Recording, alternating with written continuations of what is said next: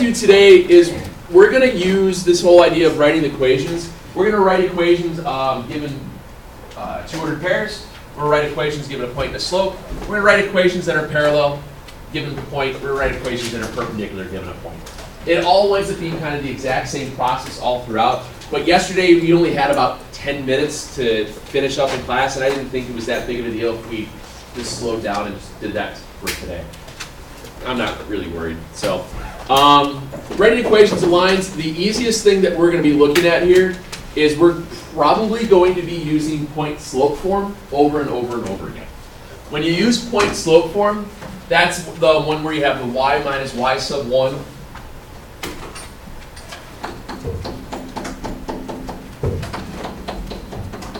The reason why I like to use point-slope form is because it allows you to put your equations into slope-intercept form. Whenever you're done writing an equation, you want your final equation to be in slope-intercept form because you have a button on your calculator that says y equals. Okay. Also, one of the things that we will see pretty regularly is that this point-slope form idea is kind of the exact same thing as this. And this is kind of like a little heads up of what we're going to see in just about every single situation where, oops.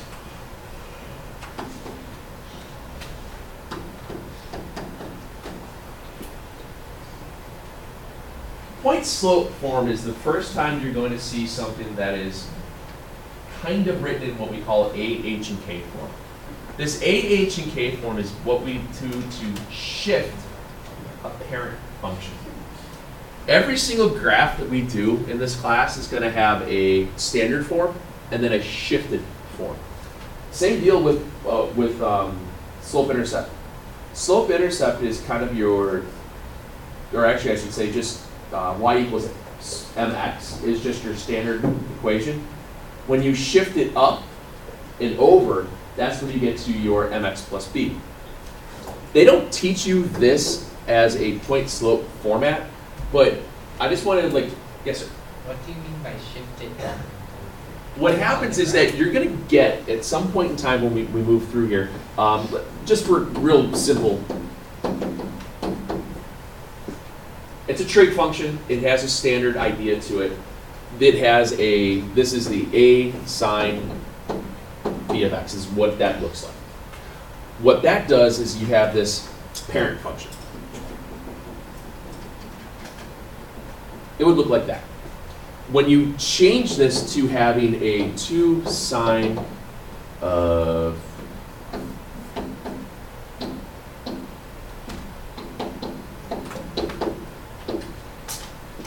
what that does is moves this graph over and up.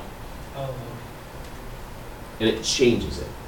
So you start with what's called the parent function, and this h and k, this a, h, and k thing adjusts it. The a value is kind of like an amplitude, how it adjusts the heights and things of it. In this point slope, like a linear thing, it's just slope is all it is. You'll see it when we do parabolas in a couple of weeks, how it adjusts the widths of the parabola. And the h and k just moves it left. This is really easy. H, horizontal, and k is vertical. Okay. Alright. I know there's no k in vertical. It's stupid, but you won't forget it. But that's where this comes from. So just a little heads up on that one. So don't worry about this. I just wanted to let you know that eventually you will see things in this format of h's and k's. All it means is that you're just moving a parent function left and right, up and down. So what's your ordered pair? 2 and 3, and your slope is? Fill in the blanks.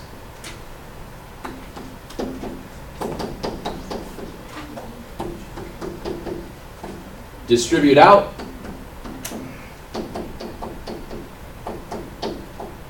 And then add 3. You're done. Quick and painless. What's nice is that you can always check your equations in case you did screw something up.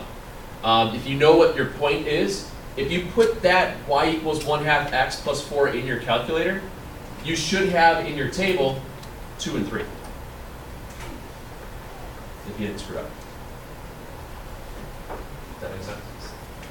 I know you've all done this. This isn't anything. This isn't anything.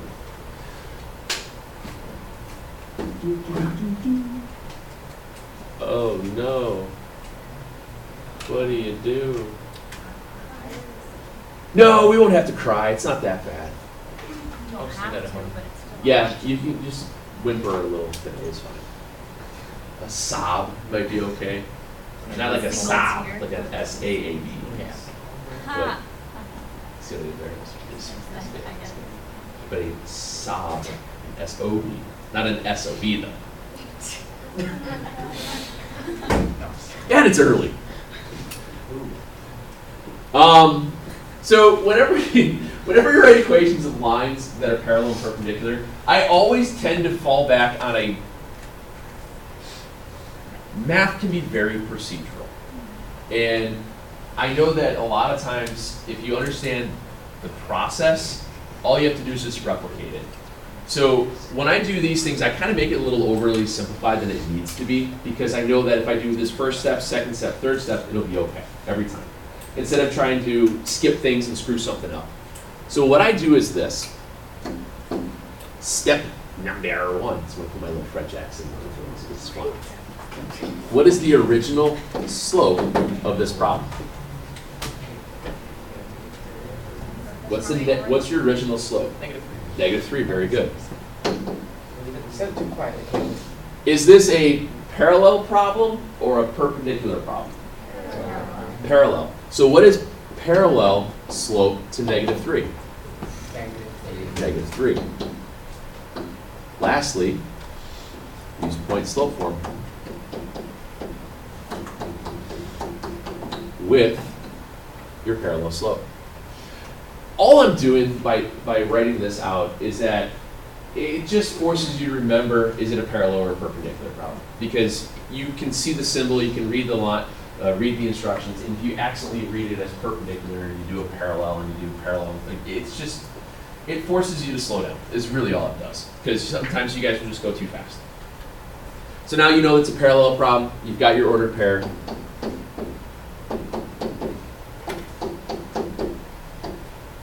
Fill in the blanks, distribute, and you're good. So let's see, we get -3x plus 9 plus 2.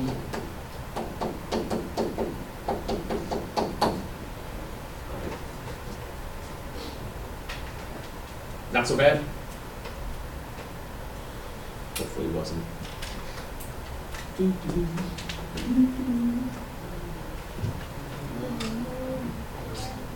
Don't quit. You can do it.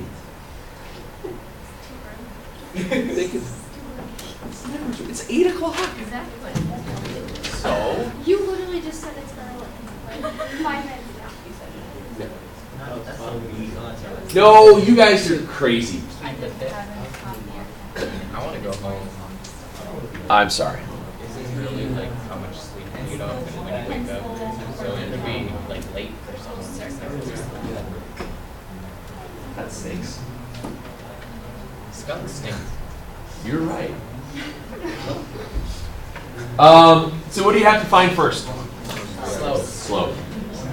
So whenever you're given a set of ordered pairs, obviously the first thing you got to figure out is your slope, and then you just use point slope form for that. So find your slope.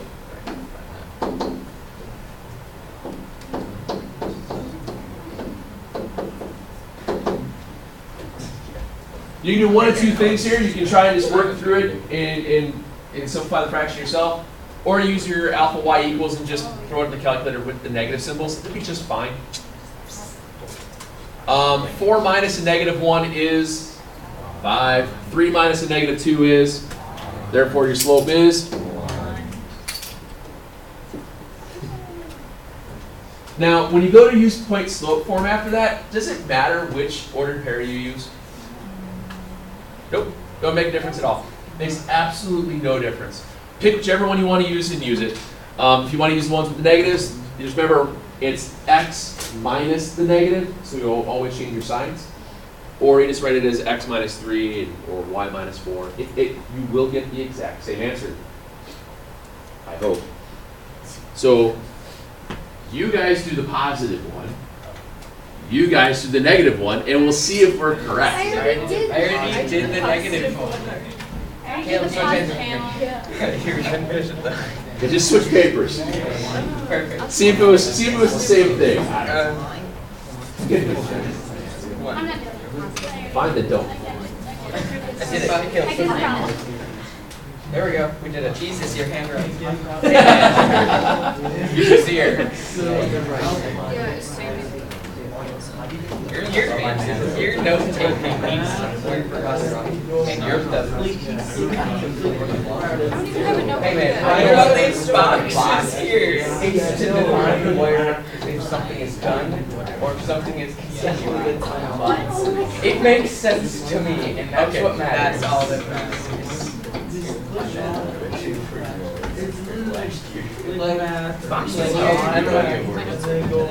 Here's society you would enjoy. I did it. There's X-Files. Make the smile face back. Stop smiling. You don't like smile part. It's a goal. It's the like smile part is a little off center. Oh my I mean, it's god. supposed to be. Oh yeah, you're gonna hate my drawings then. No, I'm fine with that. It's just it's a pre-made like. And the smile's like slightly off. It's because it's supposed to be a pen. It's not supposed to be like perfect for each one. It's supposed to look good enough. It's not supposed to be like this big. It's that's fine. Then I put on two of the right shoes, or like two of the correct same shoes, not two right shoes. I should have realized that one had. All right. I was trying to.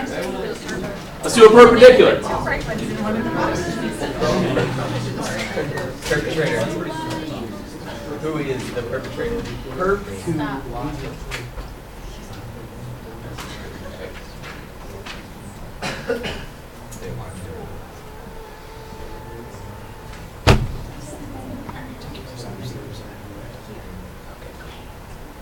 Might be something you might want to remember.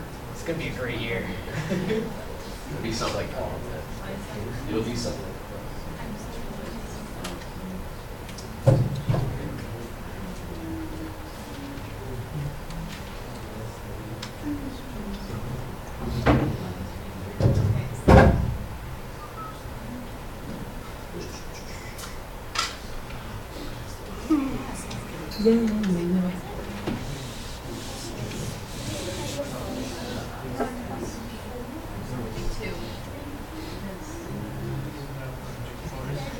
I don't know.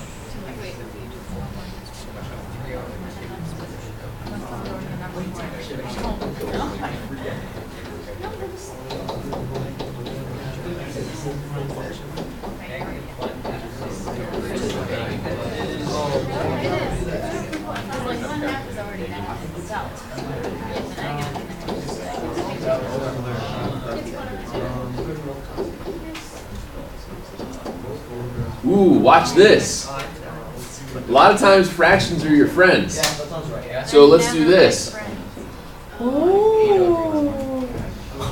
I know. 8 over 2 is the exact same thing as... You were going to say 2 squared. I know it before you laughed, right? You know you were going to say 2 squared. Yeah, you're fine. So if you add in the fractional amount here, you get y equals...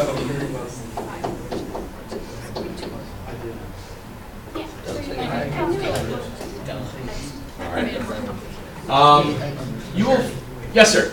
Do you hate decimals? Not a big fan. I'm not a big fan.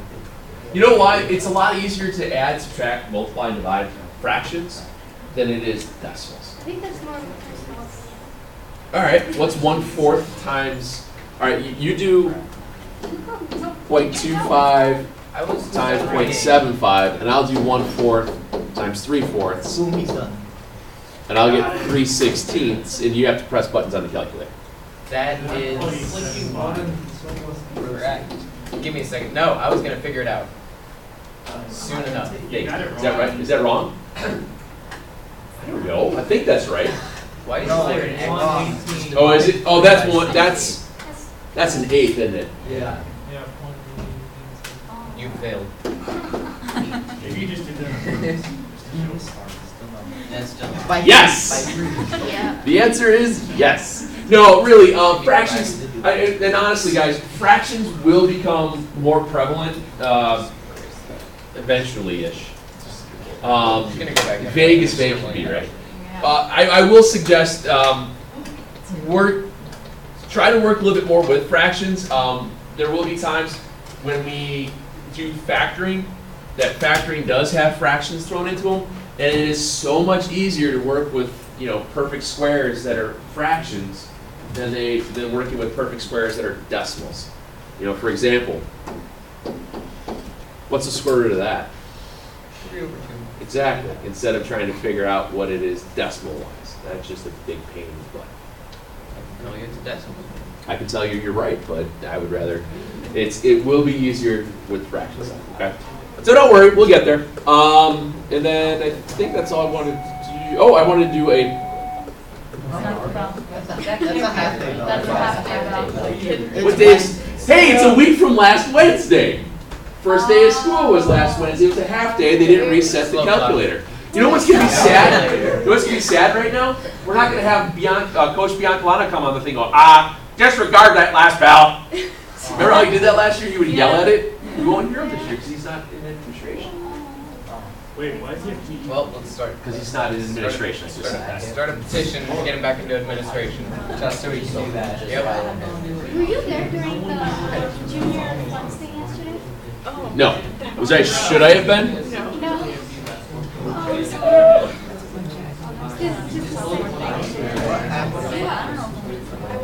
I'm gonna tell you.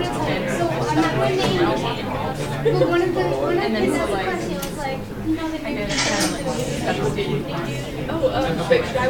Okay. Yes. I forgot his name, but yes.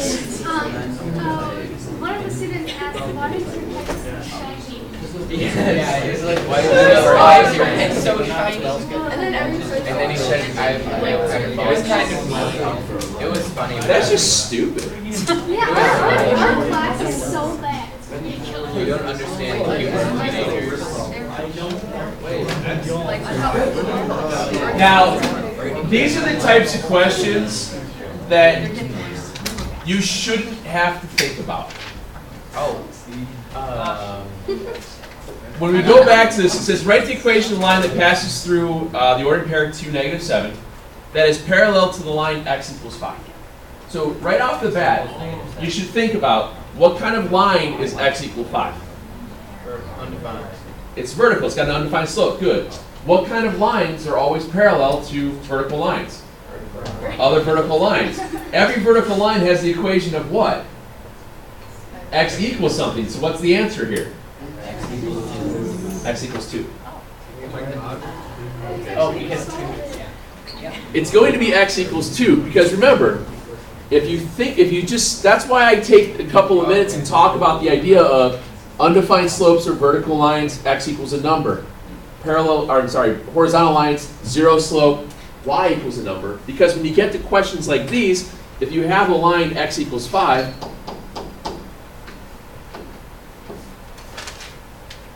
yeah, whatever. And then I know I have to be parallel to it. Well, if the ordered pair here is at 2 and 7, the only way I can be parallel to it is if I'm another vertical line, which is x equals 2.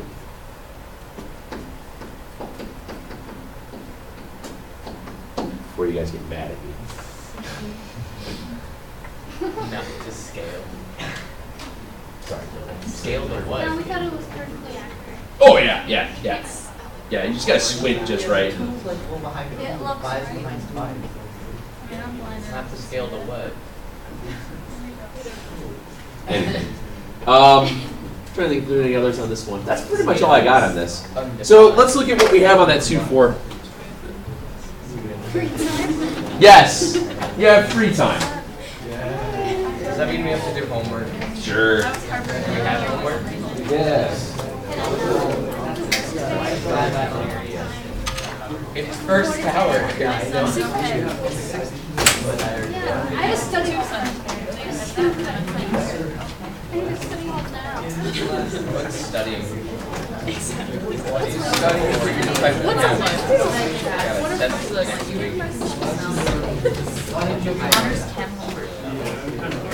You ready for the...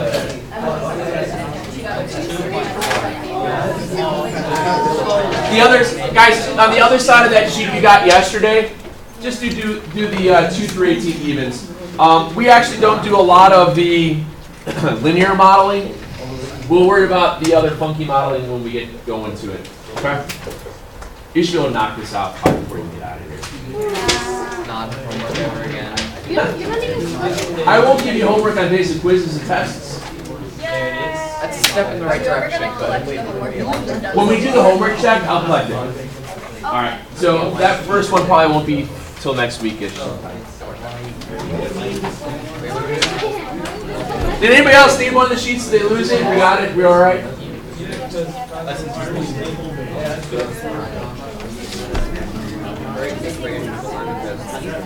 Oh, I got this.